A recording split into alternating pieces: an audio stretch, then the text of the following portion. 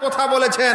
এরকম একটা আমলের আজকে আলোচনা করব, আর সেই আমলটা করতে গিয়ে করে হলে 1 ডজন 12 বার জান্নাতের সুসংবাদ পাবেন। আমল করতে হবে কয়টা? একটা। জান্নাতের সুসংবাদ কয়টা? প্রায় 12টা। ইনশাআল্লাহ এই 10-12টা জান্নাত পাওয়ার সুসংবাদ এবং গুনাহ মাফ হওয়ার কারণ ও উপায় ইনশাআল্লাহ এই ঘন্টাখানেকের মধ্যে আলোচনা করে আমার আলোচনা শেষ করে দেব ইনশাআল্লাহ। একটু মনোযোগ সহকারে শুনেন ভাইয়েরা। একজন মুমিন মানুষ, তার সবচেয়ে বড় আশা হলো জান্নাত লাভ করা।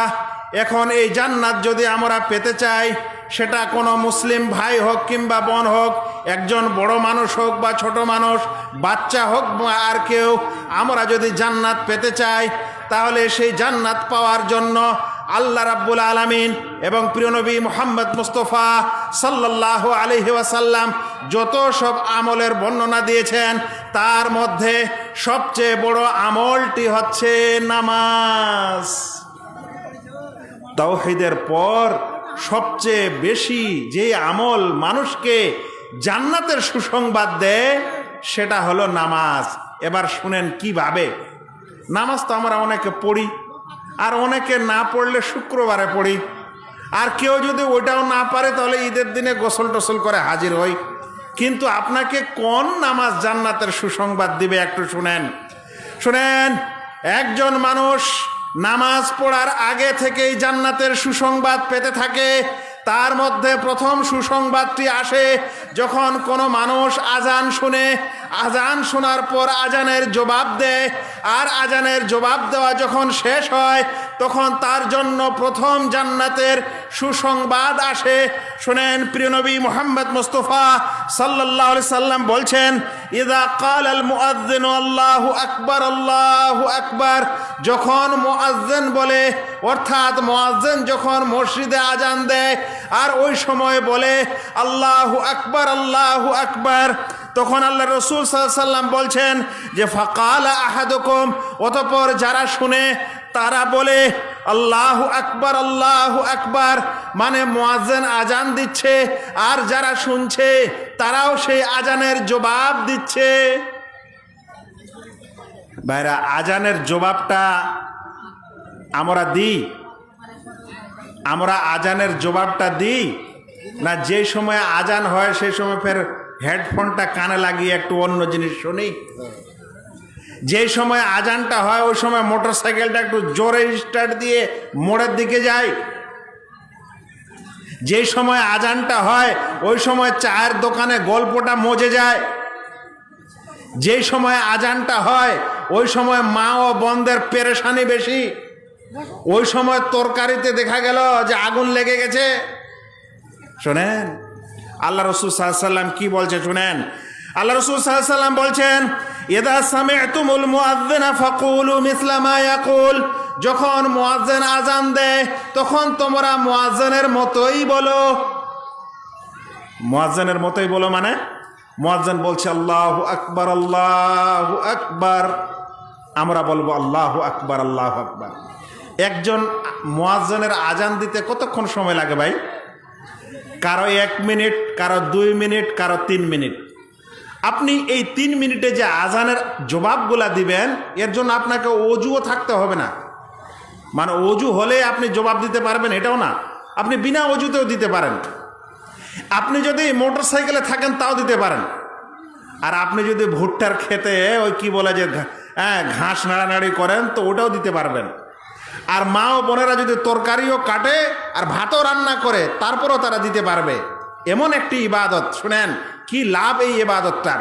শুনেন, আল্লাহ রাসূল সাল্লাল্লাহু আলাইহি সাল্লাম বলছেন, যখন মুয়াজ্জিন বলবে তখন তোমরা মুয়াজ্জিনের মতোই বলো। তারপরে লাভটা কি হবে ভাই? বলছেন মুয়াজ্জিনের শেষ বাক্যটি যখন হবে লা ইলাহা ইল্লাল্লাহ, আজান কি দিয়ে শেষ হয়? লা ইলাহা ইল্লাল্লাহ। যখন মুয়াজ্জিন বলবে লা ইলাহা ইল্লাল্লাহ, আর এই শেষ বাক্যটির সময় যখন যারা শুনছে তারাও বলবে লা ইলাহা ইল্লাল্লাহ, আল্লাহ রাসূল সাল্লাল্লাহু আলাইহি সাল্লাম বলছেন সুম্মা ক্বালা লা ইলাহা ইল্লাল্লাহ, অতঃপর সেই ব্যক্তি বলল লা ইলাহা ইল্লাল্লাহ মিন কালবিহি, অন্তর থেকে, দাখালাল জান্নাত, তাহলে সেই মানুষ জান্নাতে চলে গেল। সুবহানাল্লাহ। আল্লাহু আকবার। হাদিসটিকে ইমাম মুসলিম বর্ণনা করেছেন 848 নম্বর হাদিসে। তাহলে আপনি আজানের খালি জবাব দিয়েছেন, সময় লেগেছে খুব বেশি তো 2 থেকে 3 মিনিট, আর আল্লাহ রসুল সাল্লাল্লাহু আলাইহি ওয়াসাল্লাম বলছেন যে অন্তর দিয়ে এই সাক্ষী দিয়ে দিবে লা ইলাহা ইল্লাল্লাহর, সে ব্যক্তি কোথায় চলে গেল? কোথায় গেল ভাই? জান্নাত চলে গেল। কিন্তু মানুষ তো দুনিয়াতেই আছে, গেল মানে? আল্লাহ রসুল এটা বললেন না যে চলে যাবে, বলছেন সে চলে গেল। এই কথাগুলির হাদিসে যদি আসে তাহলে এর অর্থ হয় যে তার জান্নাতে যাওয়া নিশ্চিত হয়ে যায়, তার জান্নাতে যাওয়া জরুরি হয়। আল্লাহু আকবার। একজন মুসলিমের একটু ফজিলত, একটি আজানের জবাব দিয়েছে, আর সেই আজানের জবাব শেষ হতে হতেই সেই মানুষ জান্নাতের সুসংবাদ পেয়েছে। আচ্ছা ভাই, হাদিসটা শুনলেন, আপনাদের গ্রামে জালসা হলো, আমি আব্দুর রাকিব মাদানী এসে আপনাদের শুনালাম। এখন যদি আজ আজান হয় আর আপনি এটার আমল না করেন তাহলে এখন কি হবে? তা আমরা মুসলমান এখন এরকম, জালসাও করব, আলেমও আনবো, বক্তাও আনবো, হাদিসও শুনবো, কিন্তু মানব না। তো যদি আমরা এখন এই নিয়তে এখানে আসি জালসায় যে আমরা এগুলো শুনবো কিন্তু মানবো না, তাহলে আল্লাহর কসম করে বলছি আর কোনোই লাভ নেই। কিন্তু আমি আশাবাদী যে আজ যদি 500 মানুষ এখানে জমা হয়েছে তাহলে 5 জন হলেও ইনশাআল্লাহ এই আমলটা করবে। কিন্তু আমি আশা করি যে আমরা প্রত্যেক ভাই এই আমলটি করব, কারণ এটা কোনো কষ্টের আমল না, এটা কোনো মুখস্থ করার জিনিস না। আমরা বাচ্চা থেকে শুনছি আল্লাহু আকবার আল্লাহু আকবার, আর আমরাও বলবো আল্লাহু আকবার আল্লাহু আকবার। মা এবং বোন সকলে আমরা এটা বলতে পারবো, পাক পবিত্রতার কোনো বালা নাই। আচ্ছা, একবার সুসংবাদ পাওয়া গেল জান্নাতের। এখনো কি নামাজ শুরু হয়েছে? এখন তো খালি আজানটা হলো। এরপর শুনেন তারপর কি হয়। আজানের পর, আজানের জবাব দেওয়ার পর নবী করিম সাল্লাল্লাহু আলাইহি সাল্লামের উপর দরুদ পড়তে হয়। এই কথাটা আমরা অনেকে আমল করি না এই সুন্নতের উপর।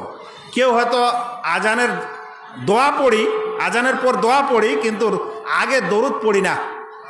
শুনেন, এটা হলো সুন্নাহ। আমরা হচ্ছে আহলুল হাদিস, আমাদেরকে ওই রকমই আমল করতে হবে যেরকম সাহাবারা করেছেন, যেরকম হাদিসে আছে। আজানের জবাব দেওয়ার পর আল্লাহ রসুল সাল্লাল্লাহু আলাইহি ওয়াসাল্লামের প্রতি দরুদ পাঠ করতে হবে। মনে রাখবেন, আমরা যদি এরকম আমল না করি তাহলে হয়ে যাব বেদাতি মার্কা মুসলমান। কারণ ওরা দরুদ কখন পড়ে জানেন? ওরা আবার আজানটা দেওয়ার আগে দরুদ পড়ে, শুনেন না?